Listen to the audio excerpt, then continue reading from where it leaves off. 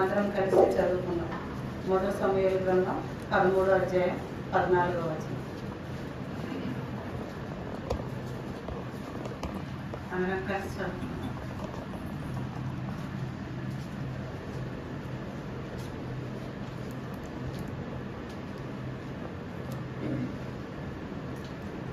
చదువు.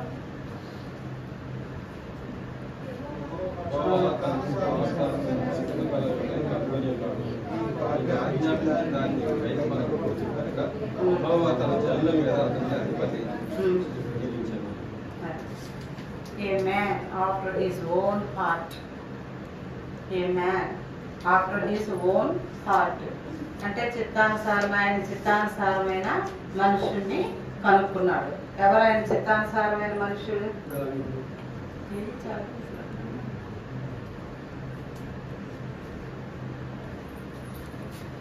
ఎవరు ఆయన చిత్తానుసారమైన మనుషులు? దావీదు.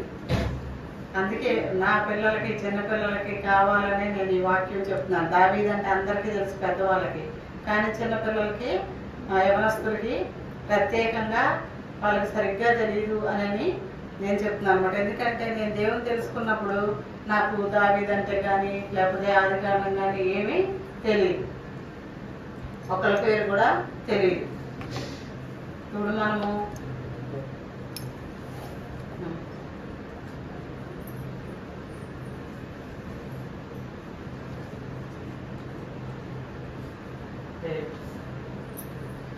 దావీదు గురించి మనం మాట్లాడుకోబోతున్నాం. ఎందుకంటే ఆయన హృదయానుసారమైనటువంటి వ్యక్తి. ఎలాగా ఆయనకి హృదయానుసారుడుగా అయ్యాడు దావీదు? ఆయన యాక్చువల్గా చెప్పాలంటే ఆయన ధర్మశాస్త్రాన్ని పూర్తిగా ఉల్లంఘించి 50% ఉల్లంఘించిన వ్యక్తి. దావీదు ధర్మశాస్త్రాన్ని 50% ఉల్లంఘించినటువంటి వ్యక్తి. ఎందుకంటే నరహత్య చేశాడు, వ్యభిచారం చేశాడు, ఇంకా ఏం చేశాడు? అబద్ధము, పిల్లలు సరిగ్గా పెంచలేక పోయాడు. చూసారా, 3 రకాలుగా మన పొరుగు వంద ఏది ఆశించకూడదు ధర్మశాస్త్రం కదా, అయితే పొరుగు వంద ఆశించవలసి వచ్చింది, నరహత్య చేయవలసి వచ్చింది. ఇన్ని లక్షణాలు ఉన్నప్పటికీ కూడా ఆయన దేవునికి హృదయానుసారుడుగా ఎలాగా ఉండగలిగాడు అనేది మన పాఠం ఈరోజు.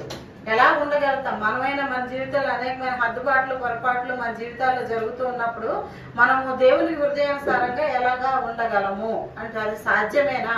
మనిషికి సాధ్యమేనా అంటే అంతలాంటి వ్యక్తికి అయినా కూడా సాధ్యమైనప్పుడు మనకి కూడా మనలాంటి మనిషి కాబట్టి మనకు కూడా తప్పనిసరిగా సాధ్యమే అవుతుంది. అయితే ఇప్పుడు నేను కొంచెం ఇంట్రడక్షన్ చెప్పాలనుకుంటున్నాను మీకు దావీదు గురించి. ఇంట్రడక్షన్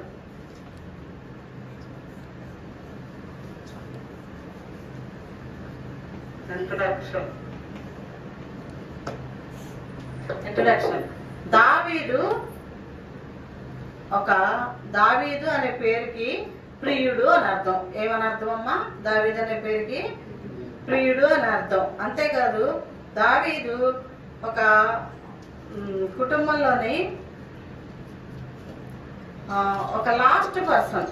అంటే అసలు అన్ఎక్స్పెక్టెడ్ సన్ అన్నమాట. ఊహించినటువంటి పిల్లవాడు ఆ అబ్బాయి.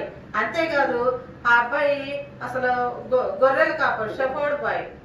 గొర్రెలు తండ్రి మందను కాసుకునేటటువంటి ఒక అబ్బాయి అనమాట. ఎవరైనా చిన్నపిల్లడికి గొర్రెలు కాసుకోవడం పని అప్పు చెప్తారా? అప్పు చెప్పారు కదా. కానీ లెక్కలేని అబ్బాయి అనమాట. అసలు లెక్కలేదు ఆ అబ్బాయి అంటే ఎవరికి, ఇంట్లో వాళ్ళకి అంతగా లెక్కలేదు. అంతేకాదు ఆ అబ్బాయిని ఏమంటారంటే అందరికంటే చిన్నోడు కాబట్టి బేబీ బ్రదర్ అంటారు. బేబీ బ్రదర్ అని అంటారు అనమాట. అంటే ఇంకా చిన్న బేబీ కింద వాళ్ళు చూస్తూ ఉంటారు. వాళ్ళు ప్రతిదానికి ఎవరైనా కౌన్సిలింగ్ ఇంట్లో మాట్లాడుకోవాలనుకో విషయాలు, ఆ అబ్బాయి వస్తున్నాడు అనుకో, నువ్వెందుకు, నువ్వు వెళ్ళు దూరంగా, నువ్వు మాట్లాడితే మేము మాట్లాడుతుంటే నువ్వు వినే విషయం కాదు, ఇది దూరంగా వెళ్ళు అని చెప్తారు అనమాట. ప్రతిదానికి కూడా ఆ అబ్బాయిని తోసేస్తా ఉండేటటువంటి పరిస్థితి ఇంట్లో. అయినప్పటికీ కూడా దావీదు ఎలా ఉన్నాడంటే ఒంటరిగా ఏకాంతంలోని ఆ అడవుల్లోని ఉంటూ ఉండేవాడు. అసలు దావీదు భర్త ఎలాంటిది? దావీదు భర్త అంటే మన రూతు గ్రంథము ఆఖరి అధ్యాయంలోకి వెళ్తే ఆఖరి వచనాల్లో ఆయన యొక్క జనన క్రమము ఉంటది అనమాట. రూతు గ్రంథంలోని ఆఖరి అధ్యాయాల్లో ఆఖరి వచనాలలో ఉంటది. ఏమనంటే రూతు ఎటువంటి వ్యక్తిని పెళ్లి చేసుకుంది? చాలా ఆస్తిపరుడైనటువంటి బోయజ్ ని పెళ్లి చేసుకుంది. బెత్లెహేములోని ఆయనకున్నంత వెల్త్ ఎవరికి లేదు, అంత ధనవంతుడు అనమాట బోయజ్. బోయజ్ని పెళ్లి చేసుకున్న విధానం మనకు రూతు గ్రంథంలో తెలుసు మనకి. కాబట్టి అటువంటి జీవులు ఉన్నటువంటి ఆవిడ ఊరిని వదిలిపెట్టింది, అమ్మ నాన్న వదిలిపెట్టింది, బంధువులను వదిలిపెట్టింది. అబ్రహాం ఎలాగైతే తన దేశాన్ని, తన బంధువుల్ని, తన తల్లిదండ్రుల్ని అందరిని ఎలా వదిలేశాడో రూతు కూడా అందరిని వదిలేసేసి ఒక దేవుని కోసం తాను ఎప్పుడు ఎరగని జనం దగ్గరికి తను వచ్చినటువంటి మనిషి అన్నమాట. దేవుని కోసం వచ్చింది. అయితే ఆ బోయజ్ రూతుల వలన ఎవరు పుట్టారు? ఓబేదు పుట్టాడు. ఓబేదు వలన ఓబేదు యొక్క కుమారుడు యెషయా పుట్టాడు. యెషయా యొక్క కుమారుడు దావీదు పుట్టాడు అనమాట. కాబట్టి అతని విధానం ఇది, జనన విధానం. యోధా గోత్రానికి చెందినటువంటి వ్యక్తి. దేవుడు ఎప్పుడు అంటారు గాడ్ చూజెస్ జ్యూస్ అంటారు. గాడ్ చూజెస్ జ్యూస్ అంటారు. అంటే దేవునికి యూదులు అంటే ఆయన వాళ్ళు చూజ్ చేసుకుంటాడు. యేసుక్రీస్తు ప్రభు పుట్టడానికి కూడా ఎవరిని చూజ్ చేసుకున్నాడు? జ్యూస్ ని, అంటే యూదా గోత్రాన్ని చూజ్ చేసుకున్నాడు అనమాట. కాబట్టి అటువంటి దావీదు, ఇంకా చెప్పాలంటే దావీదుని మరి గొర్రెల దొడ్డులో ఉంచినప్పటికీ కూడా దావీదు ఎప్పుడు చింతపడలేదు, విచారపడలేదు. అయితే అతను చాలా సంతోషంగా లోన్లీగా ఉండేవాడు, ఒంటరిగా ఉండేవాడు, చిన్నపిల్లడుగా ఉండేవాడు. ఏం ఆలోచించేవాడు అంటే కీర్తనల గ్రంథం 8వ అధ్యాయంలోని నేను చెప్తూ ఉంటాను, చెప్తూ వెళ్ళిపోతూ ఉంటాను, మీరు రాసుకోండి. కీర్తన గ్రంథం 8వ అధ్యాయంలో చూస్తే అతను చిన్న వయసులో ఉన్నప్పుడే ఆకాశం వైపు చూసి ఆయన నక్షత్రాలను కలుగు చేసిన విధానాన్ని, ఆ సూర్యచంద్రుల్ని కలుగు చేసిన విధానాన్ని అది చూసి ఆలోచిస్తూ ఉండేవాడు. దాని మీద పాటలు రాస్తూ ఉండేవాడు, పాటలు పాడుతూ ఉండేవాడు. అంటే కొంతమందికి టాలెంట్ ఉంటుంది కదా, అలా చూస్తుండగానే అలా కవిత్వం చెప్పేస్తారు, అలా చూస్తుండగానే ఒక కథ చెప్పేస్తారు, అలా చూస్తుండగానే ఒక స్టోరీ రాసేస్తారు. అలాగే ఈ బాబు చిన్న వయసులో ఉన్నప్పుడే ఆకాశ నక్షత్రాలని, మండలాన్ని, ఆకాశ మండలాన్ని చూస్తూ పాటలు పాడేవాడు. మనకు పాటల మన కీర్తనలో కూడా ఉంటాయి ఆ పాటలు. మరి ఇప్పుడు పాట పాడటానికి కుదరదు కాబట్టి అలా పాడుతూ ఉండేవాడు. అంతేకాదు దావీదు చిన్న వయసులోనే ఎంత ఇంటెలిజెంట్ అంటే వాళ్ళ అమ్మను ఎక్కువగా ప్రేమించేవాడు దావీదు. ఎందుకంటే ఆమె గురించి ఏం రాస్తాడంటే కీర్తన 27:9 అనుకుంటున్నాను. కీర్తన 27:9 నేను తల్లి యొద్ద స్తన్యపానము చేయుచుండగా నీవే కదా నాకు నమ్మిక పుట్టించితివి అని రాసి ఉంటది. చదువుతారు ఎవరైనా? నేను తల్లి యొద్ద స్తన్యపానము చేయుచుండగా నీవే కదా నాకు 22:9 నేను తల్లి యొద్ద స్తన్యపానము చేయుచుండగా నీవే కదా నాకు నమ్మిక పుట్టించితివి. ఉందండి? ఎవరైనా అందరూ కలిసి చదవండి ఒకేసారి. నీవే చేయుచుండగా నీవే కదా నాకు నమ్మిక పుట్టించితివి. అంటే అసలు ఎవరు అంత చిన్నప్పుడు మరి అంత జ్ఞానంతో మాట్లాడగలరు?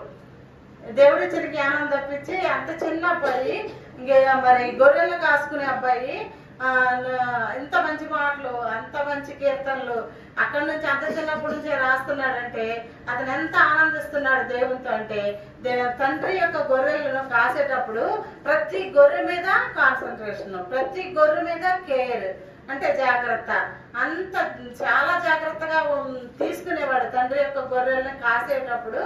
మనం సబ్జెక్ట్ చదవమంటే మన సబ్జెక్టులో ఒక 5 సబ్జెక్టులు ఉన్నాయనుకో, పిల్లలు కదా మీరు, 5 సబ్జెక్టులు ఉన్నాయనుకో, ఒక సబ్జెక్ట్ పర్ఫెక్ట్ గా చదవమని చెప్తే కొన్ని మనమే ముందే తీసేస్తారు. ఏమంటారు దాన్ని? ముందే తీసేస్తారు, ముందే అవాయిడ్ చేసేసి మిగిలిన వాళ్ళు క్వశ్చన్ పేపర్లు ఇవే పడతాయి. 5 ప్రశ్నలు ఉన్నాయనుకో, ఇందులో ఈ 3 ఇంపార్టెంట్, ఈ 2 ఇంపార్టెంట్ కాదు, ఇదంతా మన పిల్లలే ఆనేసుకొని ముందు ఆ 3 చదివేసి ఈ 2 చదవకుండా వెళ్తారు అన్నమాట. మరి ఈ 2లోని ఒక ఫిలప్ ది బ్లాంక్స్ లో వస్తే, లేకపోతే మ్యాచింగ్స్ లో వస్తే అని నాకు భయం వేసేది నేను చదువుకునే రోజుల్లో. ఎప్పుడైనా ఒక 12 లెసన్స్ ఉన్నాయనుకో, 11 చదివేసి 12 వద్దులే అనుకున్నాను అనుకో, వెంటనే కానుకున్నప్పుడు అది ఫిలప్ ది బ్లాంక్స్ లో పడితే, మ్యాచింగ్స్ లో పడితే ఎలాగైనా వచ్చింది అనుకో, ఒక మార్క్ మిస్ అయిపోతే నాకన్నా ఒక మార్కులకు ఎక్కువ వచ్చేస్తే అమ్మ ఇప్పుడు నేను ఎలా తట్టుకోగలను మళ్ళీ లేసి ఆ 12వ పాఠం కూడా చదువుకుని కానీ పడుకునేదాన్ని కాదు. అలాగా ఈ గొర్రెలు కాసేటప్పుడు ప్రతి గొర్రె మీద కూడా ఎంత కాన్సన్ట్రేషన్ పే చేసేవాడు. ఎవరు? బాలుడైనటువంటి షెఫర్డ్ బాయ్. ఎవరు? షెఫర్డ్ బాయ్, చిన్న అబ్బాయి అనమాట. అంత మనసు పెట్టేవాడు. ఆ గొర్రెలు బాగా పెంచాలి, వాటికి మంచి భోజనం పెట్టాలి. ఇప్పుడు చూడండి, ఉపవాస ప్రార్థన వచ్చిందంటే ఎక్కడికో ప్రిన్స్కి వెళ్ళి కందిపప్పు లేకపోతే ఎక్కడికో వెళ్ళి నాకు పేరు తెలీదు, అక్కడ స్పెషల్ గా ఉండే కందిపప్పు, మంచి నూనె, బియ్యము అలాంటివన్నీ క్వాలిటీగా తెచ్చి వండాలనేది జనానికి ఆశ బాగా ఎక్కువ ఉంటుంది. అందులో గ్యారంటీ చెప్పగలను అనమాట. అలాగే ఇప్పుడు ఈ గొర్రె పిల్లల్ని పెంచేటప్పుడు చాలా శ్రద్ధగా దావీదు పెంచుతూ ఉన్నారు. దానికి గుర్తేంటి, దానికి ఎగ్జాంపుల్ ఏంటి, మీరు కూడా ఈజీగా చెప్పగలరు, చిన్నపిల్లలు కూడా. ఎందుకంటే సండే స్కూల్లో మీరు వినే ఉంటారు. గొర్రెల మీదకి ఎలుగుబంటి, సింహము, ఎలుగుబంటి, లయన్, బేర్, అవునా కదా? ఆ రెండు వచ్చినప్పుడు దావీదు ఏం చేశాడు? చిన్నపిల్లడే కదా, చిన్నోడే కదా, ఏం చేశాడు? చెప్పాలి, పిల్లలు చెప్పాలి. ఏం చెప్పాడు? ఆ రెండింటిని కూడా చీల్చేసి చంపి పడేసేసాడు అనమాట. ఎందుకు? దాని నోట్లో నుంచి ఆ గొర్రె పిల్లలు తెచ్చుకొని దానికి అంతా వైద్యం చేసుకొని దాన్ని బాగు చేసుకొని పచ్చిక కలిగిన చోట్ల దాన్ని పెంచుకుంటూ మంచి నీళ్లు, స్వచ్ఛమైన జలాలు వాటికి తాగిస్తూ ఎంతో కేర్ఫుల్ గా పెంచుతారు. ఇంటికి వచ్చి నేను సింహాన్ని చంపాను, నేను ఎలుగుబంటిని చంపాను అని ఎవరికి చెప్పలేదు. అమ్మ కూడా చెప్పలేదు. తన డ్యూటీ అది, నా కర్తవ్యం నేను నెరవేర్చాను అని అనుకున్నాడు అనమాట. ఇదంతా కేవలం ఇంట్రడక్షనే, అర్థమవుతుందా? కాబట్టి దావీదు ఎటువంటి మనసు కలిగినటువంటి వ్యక్తి అంటే, యేసుక్రీస్తు దేవుడు కూడా మనకి గుడ్ షెఫర్డ్ కదా, మంచి గొర్రెల కాపరి. మన కోసం ఏం చేశాడు? ప్రాణం పెట్టాడు. రిఫరెన్స్ మీకు తెలుసు, ప్రాణం పెట్టాడు. ఇప్పుడు ఈ బాబు ఏం చేస్తున్నాడు? దావీదు గొర్రెల కోసం తన ప్రాణాన్ని కూడా లెక్క చేయకోకుండా, చిన్నవాడినే నేను అని కూడా ఆలోచించుకోకుండా ఆ గొర్రెని నేను ఎలాగా కాపాడాలి దుష్టుడి చేతిలో నుంచి అని సంపాదించుకొని వచ్చినటువంటి మహావీరుడైనటువంటి బాబు అన్నమాట. తర్వాత మొట్టమొదటి పాయింట్ ఏంటంటే ఇతని హంబుల్నెస్, హ్యుమానిటీ అని కూడా అనొచ్చు, హంబుల్నెస్ అని రాస్తాను నేను.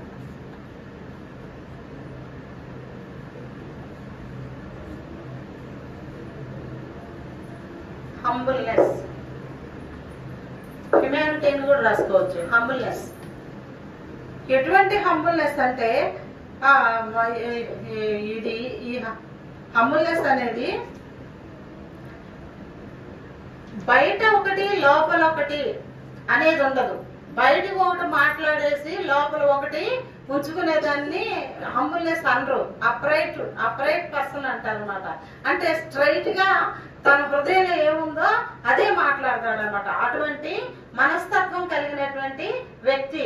ఎందుకు చెప్తున్నానంటే ఈ విషయాలు దేవుడు చూజ్ చేసుకున్నాడు దావీదుని. దేవుడు ఏర్పాటు చేసుకున్న తన చిత్తానుసారమైన మనస్సు కలిగిన వాడు అని ఎందుకు చెప్పాడంటే ఈ లక్షణాలు ఉండబట్టి.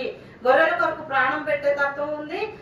మరి చిన్నపిల్లడు అయినప్పుడు కూడా అధైర్యపడే తత్వం అసలుకి లేనే లేదు. గొర్రెల కొరకు అంత ప్రేమ అనమాట, అంత జాగ్రత్తగా పెంచే వ్యక్తి. ఇక్కడ కూడా హంబుల్ పర్సన్ ఎందుకు చెప్తున్నానంటే ప్రవక్త, ఆ రోజుల్లో ప్రవక్త ఎవరంటే సమూయేలు.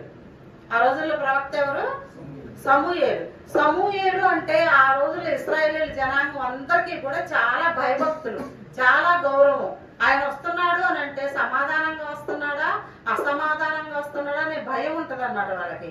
అయితే ఈ సమూయేలుకి సౌలు రాజు అంటే చాలా ఇష్టం. అప్పుడు రాజు సౌలు, అప్పుడు రాజు ఎవరు? సౌలు అన్నమాట. ఆ రాజు అంటే చాలా ఇష్టం సమూయేలుకి. ఎందుకంటే అందరికన్నా ఎత్తైన వాడు, చాలా అందమైనటువంటి వాడు కాబట్టి ఎక్కువగా ప్రేమించేశాడు రాజుగారిని. ఎవరు? సమూయేలు. అయితే సమూయేలు దగ్గరికి దేవుడు వాక్కు వచ్చి నువ్వు బెత్లెహేం వెళ్ళాలి, అక్కడ నేను నా హృదయానుసారుడైనటువంటి వ్యక్తిని నువ్వు అనాయింట్ చేయాలి, రాజుగా అనాయింట్ చేయాలి అని అంటే సమూయేలు ముఖం నేల మీద పెట్టుకొని చాలా ఏడ్చాడు. ఎందుకు సౌలు నువ్వు రాజుగా తీసేస్తావు అని ఏడుస్తా ఉంటే అప్పుడు దేవుడు మళ్ళీ మాట్లాడుతూ నువ్వు ఎంతకాలం నేను విసర్జించిన ఆ వ్యక్తిని గురించి నువ్వెందుకు ఏడుస్తూ ఉంటావు, లే బయలుదేరి బెత్లెహేం వెళ్ళు అని అంటే అప్పుడు సమూయేలు బయలుదేరి బెత్లెహేము వస్తాడనమాట. బెత్లెహేంలో ఎవరు పుట్టారు? చెప్పాలి. యేసు ప్రభు పుట్టాడు. ఇప్పుడు బెత్లెహేంలోనే దావీదు కూడా పుట్టిందనమాట. రెండు టాలీ చేసుకుంటూ రండి, మీ మనసులో మీరు టాలీ చేసుకుంటూ రండి. ఆయన షెఫర్డ్ బాయ్, ఆయన గొర్రెలకు మంచి కాపురం దేవుడు చెప్తున్నాడు. ఈ దావీదు కూడా మంచి గొర్రెల కాపురం అనమాట. ఇక్కడ చూడండి, బెత్లెహేంలో యేసుక్రీస్తు ప్రభు పుట్టాడు. దావీదు కూడా ఎక్కడ పుట్టాడు?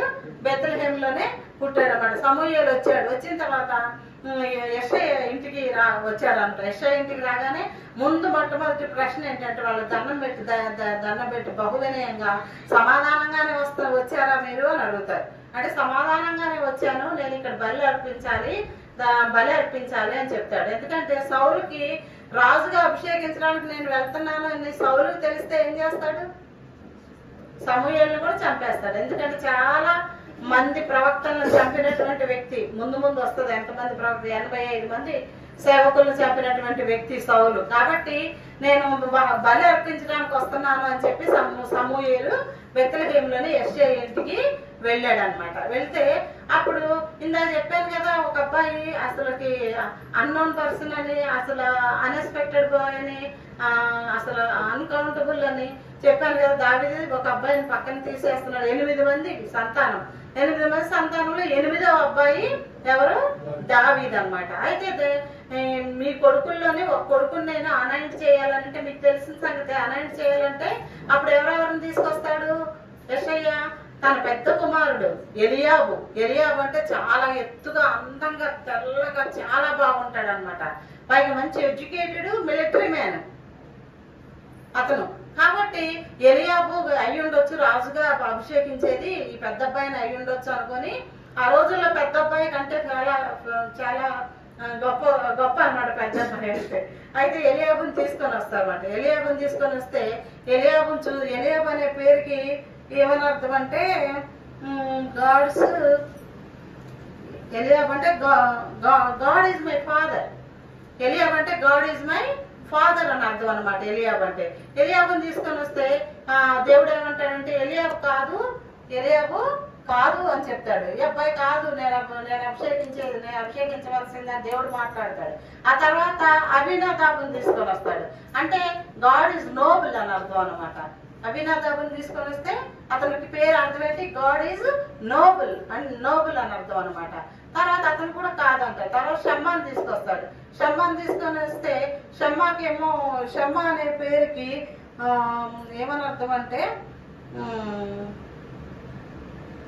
గ్రేట్ వండర్ అని అర్థం అనమాట. గ్రేట్ వండర్ అని అర్థం షమ్మా అంటే. ఇలాగా 3, 4, 5, 6, 7 అందరిని తీసుకొచ్చినా కూడా ఎవరిని కూడా నేను ఎంచుకోలేదు అని చెప్తాడు దేవుడు. అంటే ఇంకా పిల్లలందరినీ తీసుకొని వచ్చిన తర్వాత ఇంకా నేను రాజు నాకు దేవుడు చెప్పట్లేదు ఏంటి అని సమూయేలుకి ఆశ్చర్యం అనమాట. ఆశ్చర్యం వేసేది ఇంకా తన మనసులో ఉన్న మాట అడుగుతాడు యెషయతో. వీళ్ళు 7గురేనా నీకు అబ్బాయిలు, లేకపోతే ఇంకా ఎవరైనా ఉన్నారా అని అడుగుతాడు. అడిగితే అప్పుడు గుర్తు వచ్చినట్టు అవును, ఇంకొక చిన్న కుమారుడు ఉన్నాడు, అతడు గొర్రెల దగ్గర ఉంటాడు, షెఫర్డ్ బాయ్ అతను అని చెప్తాడు అనమాట. అని చెప్తే అంటే అతను లెక్కలేదులేండి, 7గురిలోని ఎవరినో ఒకరిని అనౌన్స్ చేయండి రాజుగా, ఆ అబ్బాయి అయితే పెద్ద పని లేదులేండి అన్న అర్థం అనమాట. అలా చెప్తున్నాడు. అలా చెప్తే సమూయేలు ఒప్పుకోడు, లేదా షెఫర్డ్ బాయ్ని కూడా తీసుకురమ్మని చెప్తాడు. చెప్తే అప్పుడు దావీదుని తీసుకొని కబురు చేస్తాడు. దావీదు గొర్రెల దొడ్లో నుంచి వస్తాడు అనమాట. ఎలా ఉంటాడు గొర్రెలు కాసుకునే అబ్బాయి? నీట్గా ఉంటాడా? కట్ చేసుకొని ఉంటాడా? ఎలాగో ఉంటాడు కదా, హయోమయంగా ఉంటాడు. ఆ బాబు రాగానే దేవుడి చెవిలో చెప్తాడు, ఇతన్ని నేను ఏర్పరచుకున్నదేనని చెప్తే అప్పుడు ఆ సహోదరులందరి ముందు ఆ అబ్బాయి తల మీద నూనె పోసి అనాయింట్ చేసి అభిషేకించేసి అప్పుడు సమూయేలు వెళ్ళిపోతాడు అనమాట. వెళ్ళిపోతాడు. ఇలాగ అభిషేకించడానికి ప్రధానమైన కారణం ఏంటంటే, నేను ఆలోచించినంత వరకు కూడా అతను లోన్లీగా ఉండి ఒంటరిగా అడవిలో కూర్చొని అతను పాటలు పాడుతూ ఉండేవాడు. ఎన్ని పాటలైనా పాడుతూ ఉండేవాడు, ఆనందిస్తూ ఉండేవాడు. గొర్రెలు వేపుకుంటూ కూడా పాటలు పాడుకుంటూ స్తుతించుకుంటూ చిన్న వయసులోనే అంతగా లీనమైపోతూ అసలు రెండో ప్రపంచం అనేది తెలియకుండా, ఆకలి దప్పులు కూడా తెలియకుండా ఇంకా అడవిలోనే అంతలాగా శ్లాఘిస్తూ, కీర్తిస్తూ, కొనియాడుతూ, గణపరుస్తూ ఉన్నటువంటి విధానాన్ని దేవుడు చూస్తున్నాడు. మిగిలిన అన్నలైతే మిలిటరీలోకి వెళ్తున్నారు, చాలా టిప్ టాప్ గా తయారవుతున్నారు, వెళ్తున్నారు, కానీ వాళ్ళ యొక్క పైరూపాన్ని ఎంత మాత్రమో చూడట్లేదు. దేవుడు అంతే, నీ పైరూపాన్ని కూడా నువ్వెంతో లేటుగా వస్తావు. ఎందుకు లేటుగా వస్తావో తెలుసా? నువ్వు నిద్ర లేచింది లేట్, నిర్లక్ష్యం, కేర్లెస్నెస్. నీ హృదయంలో కేర్లెస్నెస్ చూస్తున్నాడు దేవుడు. నిద్ర లేవడం ఎంత అశ్రద్ధ అది. ఆ తర్వాత స్నానానికి వెళ్తారు.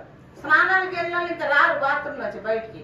ఎంతసేపు చేస్తూనే ఉంటారు. అంతే, టైం అయిపోతుంది, మందిరం స్టార్ట్ అయిపోతుంది, అక్కడ ప్రారంభ ప్రార్థన చేశారు, పాటలు మొదలు పెట్టారు అని గమనిక కూడా లేనటువంటి విధానంలో మా అత్తగారు చెప్పేవారు, ప్రారంభ ప్రార్థన చేసే సమయానికి మోకరించి ఉండాలి చాప మీద అని చెప్పేవారు అనమాట. కాబట్టి ఇంత లెక్కలేనితనం, ఇంత అశ్రద్ధ నీ జీవితంలో ఉంటే దేవుడు నిన్ను ఎలాగ ఆశీర్వదిస్తాడు? నాకు ఒక ఆశీర్వాదం కావాలి, నా పిల్లలు ఆశీర్వదించబడాలి, అక్క ఉద్యోగం వచ్చేలాగా చేయండి, నా పెళ్ళి అయ్యేలాగా చేయండి, మంచి సంబంధం వచ్చేలా చేయండి, ఇలాగ ఎన్నో చెప్తా ఉంటారు. మేము చేసిన దాన్ని ముఖ్యమా? లేకపోతే ఇప్పుడు దావీదు చరిత్రలో చూస్తున్నారు, దావీదు అభిషేకం పొందడానికి ఏంటి కారణమైంది? ఆయన దేవునితో ఏకాంతంగా, చిన్న పిల్లడైనప్పటికీ కూడా ఏకాంతంగా దేవునితో అసలుకి ఎన్ని కీర్తనలు రచించడం జరిగింది. పెద్ద చదువు లేదు, వాళ్ళ అన్నయ్యకు ఉన్నంత చదువు లేనే లేదు. అమ్మ ఒడిలో ఉన్నప్పుడు అమ్మ ఏం చెప్పిన చదువు అది మాత్రమే ఉంది. ఏ విధమైన విద్యాభ్యాసము లేదనమాట. అయినప్పటికీ ఎంచుకున్నాడు దేవుడు అంటే ఆయన చూసేది ఇన్వర్డ్ అపియరెన్స్ చూస్తాడు అనమాట. నీ హృదయం లోపల ఏముంది, నీ ఆసక్తి ఎంత, నీ భక్తి ఎంత, నువ్వు ఎంత, హౌ మచ్ టైం నువ్వు దేవునితో స్పెండ్ చేస్తున్నావు, ఎంత టైం నువ్వు ఒక పాట పాడి గదిలో కూర్చొని ఒక పాట పాడేవా ఎప్పుడైనా? తలుపుల దగ్గరగా వేసుకొని 4 పాటలు పాడేవా ఎప్పుడైనా మోకరించి స్తుతించావా గదిలో కూర్చొని? నువ్వు ఇవేవి చేయకోకుండా ఉత్తి పుణ్యానికి నీకు గవర్నమెంట్ జాబ్ రావాలి, ఉత్తి పుణ్యానికి ఇవేమి చేయకుండా. కాబట్టి దేవుడు ఇవి చూస్తున్నాడు. ఇవి చూసి అంతేగాని నువ్వేదో మంచి బట్టలు వేసుకున్నావని, లేకపోతే నువ్వేదో ధనవంతుడు అని, లేకపోతే ఏ ధనవంతుడు కాదా సౌలు? ఎందుకు సౌలు వద్దంటున్నాడు? హృదయం కరెక్ట్ గా లేదు. దావీదు చాలా ఇన్నోసెంట్ పర్సన్ అయినప్పటికీ కూడా ఎంతో చక్కగా దేవుడు చూస్ చేసుకోగలిగాడు, అర్థమవుతుంది. కాబట్టి నీ జీవితంలో దావీదులాగా నువ్వు ఆశీర్వాదాలు పొందాలంటే నువ్వు స్పెండ్ చేయాలి దేవునితో మాట్లాడాలి, దేవునితో స్నేహం చేయాలి, దేవుడు నీకు ప్రియుడు అవ్వాలి. దేవుడు నీకు ఎంతలా అంటే నీకు అన్ని మర్చిపోవాలి. దేవుని సన్నిధిలో కూర్చుంటే సమస్తం ఆకలి దప్పులు మొత్తం అంతా మర్చిపోయేటటువంటి అనుభవం నాకు ఉంటుంది. కాబట్టి నేను మీకు చెప్తున్నాను, నాకు అనుభవం లేకుండా నేను చెప్పట్లేదు. నా పక్కనే తాసుపాము చాపేసుకొని కూర్చుంటే మామిడి తోటలో తాసుపాము వచ్చి అక్కడ చెదల పడుతుంది ఆ తోటలో బాగా, ఆ ప్రాంతాల్లోని. ఆ పాము వచ్చి చెదల పురుగులు తింటూ ఉంటే నేను ప్రభు అని ఏదో ప్రార్థన చేస్తా ఇట్లా చూస్తేసరికి పాము అక్కడ, ప్రభు ఈ పాముని వెళ్ళిపోమని చెప్పు నువ్వు అని అంటే పాము అలాగా వెళ్ళిపోవడం. ఇంకా ఎన్నో సంగతులు, అసలు ఎన్నెన్నో సంగతులు. ఇక నా చాప్టర్ చెప్పాలంటే కుదరదు ఇక్కడ, అర్థమైందా? కాబట్టి నీ జీవితంలో దేవుని ఆశీర్వాదాలు నీకు కావాలంటే నువ్వు టైం స్పెండ్ చేయాలి ఏకాంతంగా. మందిరానికి నియామక కూడా ఇక్కడికి రావడమే కాదు, ఆదివారం నాడు రావడమే కాదు, నువ్వు నీ ఓన్ టైం దేవునితో కలిసిమెలిసి ఉండాలి. రెండవది చెప్తున్నాను, నేను ఇక్కడ లాయల్టీ అని నేను చెప్పొచ్చు కానీ నేను ఫ్రెండ్షిప్ అని రాస్తాను.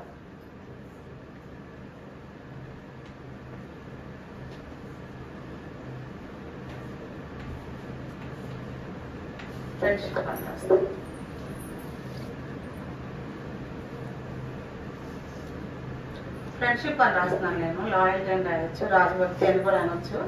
అయితే ఫ్రెండ్షిప్ ఎవరితో చేశాడు? దేవునితో చేశాడు. వెరీ గుడ్, చాలా బాగా చెప్పారు.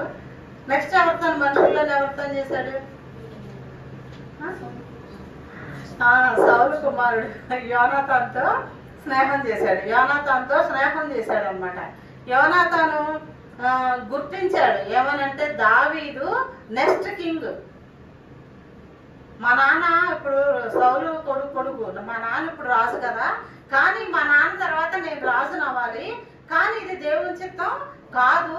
దేవుని చిత్తానుసారమైనటువంటి విధానం ఏంటంటే దావీదు రాజు అవుతాడు, మా నాన్నగారు తర్వాత నేను కాదు, ఆయన రాజు అవుతాడు. కాబట్టి గొర్రెల కాపరిగా ఉన్నప్పటికీ కూడా ఆ అబ్బాయిని రాజుగా చూడటం మొదలు పెట్టాడు. ఎవరు? యోనాతాను. చిన్న గొర్రెల కాపరి అయినప్పటికీ కూడా రాజుగానే మనసులో ట్రీట్ చేస్తున్నాడు. ట్రీట్ చేసి ఆయనకున్నటువంటి ఆయుధాన్ని ఇచ్చాడు, కత్తిని ఇచ్చాడు, వస్త్రాన్ని ఇచ్చాడు, ఇంకేమిచ్చాడు ఇంకేమిచ్చాడంటే దుప్పటి ఇచ్చాడు.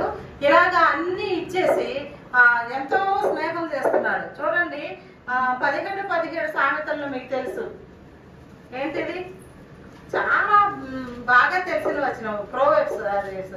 సామెతలు 17:17 నిజమైన స్నేహితుడు విడువక ప్రేమించిన అని ఉంటుంది. తర్వాత సామెతలు 27:9 చెలికాని హృదయంలో నుండి వచ్చే మధురమైన మాటలు తీయాలి తొందరగా. 27 మధురమైన మాటలు హృదయమును సంతోషపరచును అని ఉంటుంది. తర్వాత యోహాను సువార్త 15:13 తన స్నేహితుల కొరకు ప్రాణం పెట్టగలవారు వాడెవడు అని ఉంటది.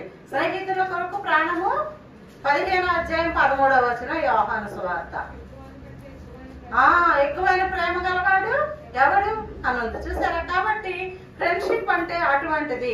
ఫ్రెండ్షిప్ కూడా దేవుడిచ్చేటటువంటి ఒక తలాంతు. అది ఇద్దరు ఎలా ఉండేవారంటే జోనాతాను డేవిడ్ కూడా ఒకరినొకరు ఎంకరేజ్ చేసుకుంటూ ఉండేవారు ప్రతి విషయంలోని. ప్రేమ ఎంకరేజ్మెంట్ ఇద్దరి మధ్య ఎంతో, మరి అది ఆ రెండు కూడా ప్రేమ ఎంకరేజ్మెంట్ అనేవి గాడ్స్ గిఫ్ట్. అవి కూడా ఆ రెండు ఏంటంటే ప్రేమ ఎంకరేజ్మెంట్, లవ్ అండ్ ఎంకరేజ్మెంట్ రెండు కూడా గాడ్స్ గిఫ్ట్ అన్నమాట. అందుకనే దావీదు ఎప్పుడు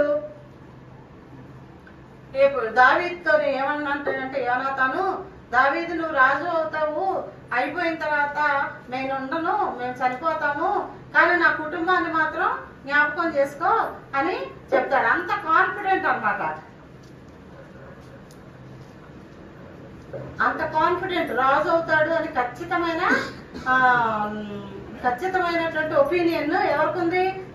యోనాతానికి ఉందన్నమాట. ఇంకపోతే ముందుకెళ్తే ఆ విధంగా వాళ్ళిద్దరు ఎంతో స్నేహంగా జీవించారు. మీకు తెలుసు మిగిలిన విషయాలు. 3వ విషయంలోకి వెళ్తున్నాను. 3 చాలా టఫ్.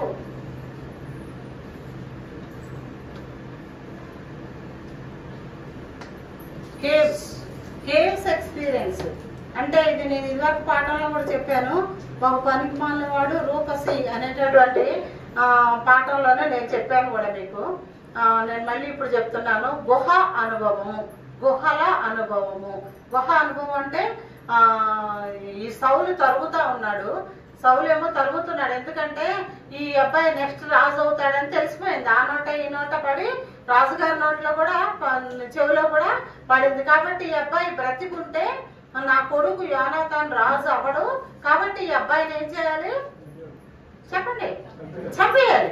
ఈ అబ్బాయిని చంపేయాలని చెప్పేసి 3000 మంది సైన్యంతోనే దావీదు వెంట పడతా ఉన్నాడు అన్నాడు. పడతా ఉంటే పాపం దావీదు ఎంతసేపు గొల్లియాతుని చంపాడు కదా. మీకు అందరికీ తెలుసుగా, చిన్నప్పుడు సండే స్కూల్లోనే గొల్లియాతుని ఇందాక నేను సింహము ఎలుగుబంట అనే చెప్పాను, గొల్లియాతు అని చెప్పలేదు కదా.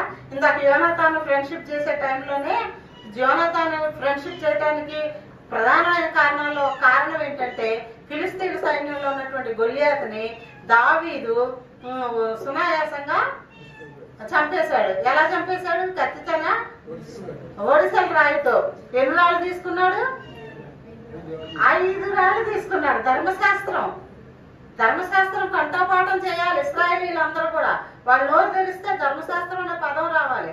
ఇతను కూడా ఏం చేశాడంటే 5 రాళ్ళు ఏటి నుండి ఏరుకొని వెళ్ళి ఒకే ఒక్క రాయితో యుద్ధము యెహోవాదే అని ఎప్పుడైతే అన్నాడో వెంటనే ఒక్క యాంజల్ ఒక్క దూత హిజ్కియా రాజుగా ఉన్నప్పుడు ఒక్క దేవుని దూత ఎంత సైన్యాన్ని చంపింది? 85,000 మంది సైన్యాన్ని ఒక్క దేవదూత చంపింది అనమాట. మరి అలాంటప్పుడు ఎప్పుడైతే యుద్ధము యెహోవాదే అనని వడిసలు తీసుకొని యెహోవాదే అన్నాడు, ఆ దూత వెళ్ళిపోయింది రాయితో పాటు. వెళ్ళిపోయి ఎక్కడ తగలాలో అక్కడ తగిలేలాగా దేవుని దూత సహాయపడుతూ వచ్చింది అన్నమాట. లేకపోతే చిన్న బాలుడికి ఇక నొసల మీదనే కుట్టాలన్నంత ఉండకపోవచ్చు. దేవుని యుద్ధం యెహోవాదే అనే సెంటెన్స్ లోని దేవుణ్ణి ఆనర్ చేశాడు కాబట్టి దేవుడు కూడా ఈ అబ్బాయిని ఆనర్ చేశాడు. నన్ను గణపరచు వారిని నేను ఘనపరుస్తానని అన్నాడు. కాబట్టి నీ జీవితంలో నువ్వు ఎంతవరకు ఘనపరుస్తున్నావు దేవుణ్ణి? మొట్టమొదటి స్థానం ఇస్తున్నావా? రెండో స్థానం ఇస్తున్నావా? ఆఖరి స్థానం ఇస్తున్నావా? మొట్టమొదటి సీకి first the kingdom of God అంటే ఆయన నీతిని, ఆయన రాజ్యాన్ని మొదట వెదకాలి. అప్పుడు అవన్నీ నీకు అనుగ్రహించబడతాయి అన్నమాట. కాబట్టి దావీదు తన జీవితంలో యుద్ధం యెహోవాదే అనగానే దేవుని దూత పరిగెత్తుకొని వచ్చి ఆ గొలియాతును పడిపోయేలా చేసింది. అక్కడ నుంచి యోనాతానికి దావీదుకి ఫ్రెండ్షిప్ బాగా ఎక్కువైపోయింది అన్నమాట. ఇప్పుడు నేను 3వ అంశం రాశాను. ఏంటది? కేవ్స్ అయితే ఎప్పుడైతే ఈ విషయం తెలిసిందో సౌలు పరిగెత్తిస్తున్నాడు. పరిగెత్తిస్తుంటే మీకు అప్పుడు మ్యాప్ వేసి కూడా చెప్పాను నేను. గుహల్లోని ఇలాగా అదుల్లాం గుహని, ఎన్గేది గుహలని, ఆ గుహల్లోకి పరిగెత్తుకుంటూ పారిపోతూ వచ్చాడు. ఎన్గేది గుహలు ఎలా ఉంటాయంటే నిలువుగా ఉంటాయి, గోడలాగా అలా స్ట్రైట్ గా ఉంటాయి ఎన్గేది గుహలు. అలా స్ట్రైట్ గా ఉన్న వాటి మీద ఒకదాని తర్వాత ఒకటి స్ట్రైట్ గా ఉంటాయి అన్నమాట. పలకల్లాగా ఇలా ఇరిగిపోతాయి ఊరికినాయి. అర్థమైందా? ఆ కొండలో ఎక్కుతూ ఉంటే ఇలాగా పలకి పగిలిపోతా చూస్తారా? పలక కొండలు అనమాట. అవి అలా ఎక్కుతూ పోతూ ఉన్నాడు. ఎంతమంది? 400 ప్లస్ 200 ఎంతమంది? 600 మందితో వెళ్తా ఉన్నాడు కేవ్స్ లోకి. అయితే వెనక సౌలుకు దొరకకుండా వెళ్తున్నాడు. అదుల్లాం గుహ మొదటి పేరు చెప్పుకుందాం. అదుల్లాం గుహలోకి భక్త్ సింగ్ గారు కూడా వెళ్ళి చూసి వచ్చారు. ఆయన బ్రతుకున్నప్పుడు అదుల్లాం గుహలో ఎలా ఉన్నాడంటే, అదుల్లాం గుహలో ఉండడం అంటే గుహలో ఎక్కువ ఏముంటాయని విన్నాం మనం చిన్నప్పటి నుంచి చదువుకునేటప్పుడు. సింహాలు ఉంటాయి. కరెక్ట్ గా చెప్పారు. ఏముంటాయి? సింహాలు ఉంటాయి గుహల్లో. ఎక్కువ గుహల్లోనే సింహాలు ఉంటాయి. అయితే ఈ 600 మందితోని ఆ గుహల్లోకి వెళ్ళి మరి వాళ్ళకి 600 మందికి ఆహారం పెట్టాలి. 600 మందిలో ఎవరు చనిపోకూడదు. లెక్క ఎవరికి వస్తుంది? దావీదే లెక్క చెప్పాలి 600 మందికి. కాబట్టి మీరు జాగ్రత్తగా ఆలోచించండి. 600 మందిని తీసుకొని గుహలోకి వెళ్ళి వాళ్ళకు భోజనం ఎక్కడి నుంచి తెచ్చిపెట్టాడు, నీళ్ళు ఎక్కడి నుంచి తెచ్చిపెట్టాడు, వాళ్ళ ప్రాణాలకి గాయాలు తగలకుండా వాళ్ళు ఎలాగ కాపాడాడు అంటే మీరు ఆలోచిస్తే మీకు అర్థమవుతుంది. ఆలోచించాలి. ఒక్కొక్క వచనం పట్టుకొని ఇమాజినేషన్ చేయాలి. ఇమాజినేషన్ చేస్తే మీకు అక్కడ పిక్చర్ అర్థమైపోద్ది అనమాట. ఇప్పుడు గుహలోకి వెళ్ళాడు, వెనక సౌలు తరుముకుంటూ వచ్చాడు. అదుల్లాం గుహలో పరిగెత్తుకొని వెళ్ళాడు. గుహ అంటే ఇలా ఉంటది అనుకో, ఇది ఇలా గుహ అనుకో. ఇది ఈ గుహలోకి వెళ్ళిపోతే ఆ లోపలికి వెళ్ళిపోయిన తర్వాత చాలా కిలోమీటర్లు ఉంటాయి. కిలోమీటర్ల విస్తీర్ణం కలిగినటువంటి ప్లేసెస్ ఉంటాయి అనమాట. ఆ ప్రాంతాలకు వెళ్ళి చూస్తే ఇప్పుడు అవన్నీ టూరిజం ప్లేసెస్ అయ్యాయి. ఆ లోపల ఎన్నో రకాల చెట్లు ఉన్నాయి. యాపిల్ పండు చెట్లు, ఆ దేశంలో ఏం చెట్లు ఉన్నాయి ఆ చెట్లన్నీ ఆ లోపల ఉన్నాయి. అక్కడికి ఎవరు మనుషులు వెళ్ళి ఉంటారా? ఎవరైనా మనుషులు ఇలాగ ఆపద వచ్చినప్పుడు మాత్రమే తప్పించుకోవడానికి వెళ్తారు. కానీ మనుషులు ఎవరైనా కాపురాలు పెడతారా గుహల్లోని? పెట్టరు. కాబట్టి అక్కడ తినే ఆహార పదార్థాలన్నీ కూడా ఎవరు పోసుకొని వెళ్ళేది లేదు. ఉన్నాయి, అక్కడే ఉన్నాయి అన్నమాట. కాబట్టి ఆ కాయలన్నీ వీళ్ళకి కోసి తెచ్చి పెట్టడము అదొకటైతే, దేవుడు స్వతహాగానే వాటర్ ఫాల్స్ పెట్టాడు అదుల్లాం గుహలో. అందుకే రాస్తాడు 34 కీర్తనలో ఏమనంటే, సింహము పిల్లలు లేమిగలవై ఆకలి గొర్రెలు గాని యెహోవాను ఆశ్రయించిన వారికి ఏ మేలు కొదువై ఉండదు అనే ఆ ఎక్స్పీరియన్స్ వచ్చింది కాబట్టి ఆ కీర్తన రాశాడు. పాటలు కూడా 2-3 సియోను గీతాలు ఉన్నాయి ఆ సెంటెన్స్ మీద. సింహము పిల్లలు ఆకలి ఉన్న గాని దేవుని పిల్లలు ఆకలి కొనరు అని. కాబట్టి ఆ లోపలికి వెళ్తే ఆహారం సమృద్ధిగా ఉంది, నీళ్లు ప్రవహిస్తున్నాయి. కొన్ని కిలోమీటర్ల కొలది. ఇప్పుడు చెప్పండి మీరు 600 మందికి మంచినీళ్ళు సరిపోతాయా సరిపోవా? సరిపోతాయా సరిపోవా? ఏర్లే ప్రాసెస్ ఊట ఫౌంటైన్ పారుతుంది, నీళ్ళు ఇష్టం వచ్చిన క్రిస్టల్స్ లాగా ఉన్నాయి వాటర్. ఇష్టం వచ్చినంత మంచినీళ్ళు తాగుతున్నారు, ఇష్టం వచ్చినంత ఆహారం తింటున్నారు. అయితే దావీదు మాత్రము మరి రాత్రిపూట ఎలాగా? రాత్రిపూట లైట్లు ఉన్నాయా? కరెంట్ ఉందా? ఏమీ లేదు. మీరు 600 మంది పడుకోండి, నేను కాపలా కాస్తానని బాలుడు ఎంత వయసు ఉంటుంది అనుకుంటున్నారు మీరు? అప్పటికి 10th క్లాస్ చదివే అంత ఉంటుంది, 16-17 సంవత్సరాల వయసు ఉంటుంది దావీదికి. మీరు పడుకోండి, నేను కాపలా కాస్తానని 600 మందికి కూడా అతను చాలా ఒక కోడి తన పిల్లల్ని ఎలాగా కాపాడుకుంది అగ్నిలో. తెలుసు కదా మీకు స్టోరీ. ఒక ఇల్లు కాలిపోతే అక్కడ కోడి ఉంది, ఆ కోడి పిల్లలన్నీ ఉన్నాయి, అవి కాలిపోతాయేమోనని రెక్కలన్నీ వాటి కిందకి కప్పేసేసి వాటి మీదకి ఇలా జాగ్రత్తగా కప్పి లోపల కడుపులోకి వాటిని అన్నింటినీ దాచుకొని ఆ ఇల్లు కాలిపోయినప్పుడు ఆ కోడి కూడా కాలిపోయి పిల్లలందరూ అన్ని బతికినాయి. చూసారు? అలాగా దావీదు అలా దాచిపెట్టి వాళ్ళందరినీ రాత్రంతా కాపలా కాసి, ఏదన్నా సింహం వచ్చిందంటే చీల్చి పారేసేసి, ఏదన్నా తోడేలు వస్తే చీల్చి పారేసేసి, ఇంకేముంటాయి బేర్స్ వస్తే, ఎలుగుబండ్లు వస్తే అన్ని చంపేసేసి, తెల్లార్సి వాటికి ఎన్ని యానిమల్స్ ని చంపుతున్నాడో తెలియదు వీళ్ళకి. ఎవరికి? ఈ 600 మెంబర్స్ కి తెలియదు అనమాట. అయితే వీళ్ళ తర్వాత ఆర్మీ అవుతారు. ఎవరికి? దావీదు యొక్క రాజు అయిన తర్వాత. దాంట్లో 37 మంది 37 ముఖ్యులు. బిట్లో వస్తుంది, క్విజ్ లో కూడా వస్తుంది. 37 మెంబర్స్ వాళ్ళు మైటీ మెన్, అంటే చాలా శూరులు. అంటే ఒక అతను కత్తి తీసుకొని యుద్ధం చేస్తుంటే ఫిలిస్తీన్లతో ఇంత మందిని చంపితే ఈ కత్తి చేతికి అతుక్కుపోయిందంట. అంత యుద్ధం, అంత మందిని కత్తితో చంపగలడు. అలాగా 37 మంది మైటీ పర్సన్స్ దావీదికి ఆ గుహల్లో ఉన్నారన్నమాట. ఇంకెంతకన్నా ఎక్కువ గుహల్లో చెప్తే ఇంకా టైం చాలా అయిపోతుంది, మళ్ళీ అందరూ నన్నే అంటారు. కాబట్టి ఎన్గేది వనంలోకి వెళ్ళినప్పుడైతే ఏం చేశాడంటే, మరి సౌలు ఇప్పుడు దావీదు మీద కోపం వచ్చింది. దావీదు మీద కోపం వచ్చినప్పుడు ఎవరిని చంపాలనుకుంటాడు? దావీదుని చంపాలనుకుంటు దొరకట్లేదన్న, దొరకట్లేదు పాప. ఎవరిని చంపాలనుకుంటాడు? సార్ చిన్న క్వశ్చన్ కదా.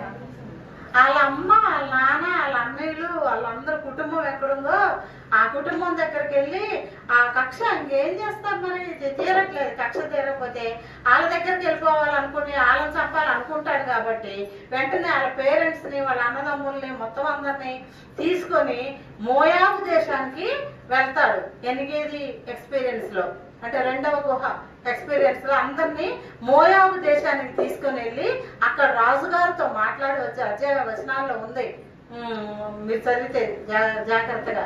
అయితే మోయాబు దేశానికి తీసుకుని వెళ్ళి వాళ్ళ పేరెంట్స్ అందరినీ ఆ రాజుగారితో చెప్పి, ఇక్కడ కొంతకాలం మీ దగ్గర ఉంచండి, నేను తర్వాత మళ్ళీ వచ్చి వీళ్ళని తీసుకొని వెళ్తాను అని. మోయాబు దేశానికి ఎందుకు వెళ్ళాడు? ఇది కూడా చాలా సింపుల్ ప్రశ్న, చెప్పండి.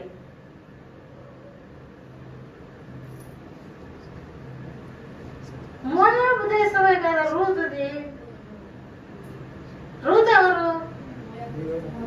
దావీదు వాళ్ళ తాతగారి భార్య కదా. ముత్తాత కదా. ఆ రూతుది ఏ దేశం? మోయాబు దేశం. అందుకని ఈ దేశంలో ఎక్కడుంచినా కూడా సౌలు చంపేస్తాడని చెప్పి మోయాబు దేశానికి తీసుకెళ్లి ఆ రాజుగారి చేతికి అప్పుచెప్పి జాగ్రత్తగా చూసుకుంటా ఉండడం. మా పేరెంట్స్ ని, మా వాళ్ళని అందరినీ కూడా జాగ్రత్తగా చూసుకోవాలి. అంత అప్పు చెప్పేసి నేను మళ్ళీ వచ్చి తీసుకెళ్లే వరకు ఇక్కడ ఉంచండి అంటే, ఇప్పుడు సౌలు మోయాబు దేశం దగ్గరికి వెళ్ళగలదా? మళ్ళీ యుద్ధాలు అవుతాయి కదా, ఒక దేశం మీద ఒక దేశం వెళ్తే. మనం పాకిస్తాన్ దగ్గరికి వెళ్తే యుద్ధం అవ్వదా? కాబట్టి అక్కడ పెట్టాడు అనమాట. అయిపోయిందా కేసు అనుభవం.